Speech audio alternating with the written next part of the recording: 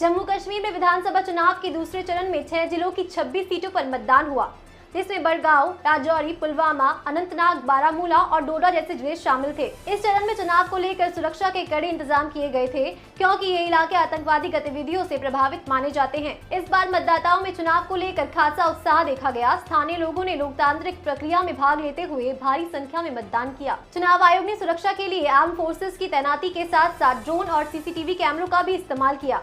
Voting बूथों पर सभी आवश्यक सुविधाएं और कोविड-19 से जुड़े सुरक्षा प्रोटोकॉल का पालन किया गया। राजनीतिक पार्टियों के बीच तीव्र मुकाबला देखने को मिला, खासकर बड़गांव और राजौरी जैसे महत्वपूर्ण सीटों पर। People's Democratic Party, National Conference, BJP और कांग्रेस सहित कई प्रमुख दलों के उम्मीदवारों ने क्षेत्रीय मुद्दों को प्रमुखता दी। इन चुनावों के नतीजे केंद्र शासित प्रदेश में राजनीतिक स्थिरता की दिशा में अहम साबित हो सकते हैं। इस चुनाव के परिणाम राज्य की राजनीति में एक नए अध्याय की शुरुआत कर सकते हैं, जहाँ केंद्र सरकार की नीतियों और क्षेत्रीय राजनीति का प्रभाव स्पष्ट रूप से देखा जाएगा। मतदान प्रक्रिया के सुचारू रूप से संपन्न होने के बाद चुनाव आयोग द्वारा मतगणना की तैयारियां शुरू कर दी गई हैं और इसके परिणाम अगले कुछ दिनों में घोषित किए जाएंगे। यह चुनाव इस लिहाज से भी महत्वपूर्ण है कि जम्मू कश्मीर में धारा 370 हटाए जाने के बाद यह पहला पूर्ण विधानसभा चुनाव है, जिससे यहाँ के राजनीतिक माहौल और डेमोग्राफी को लेकर नई दिशा और दृष्टिकोण सामने आ सकते हैं।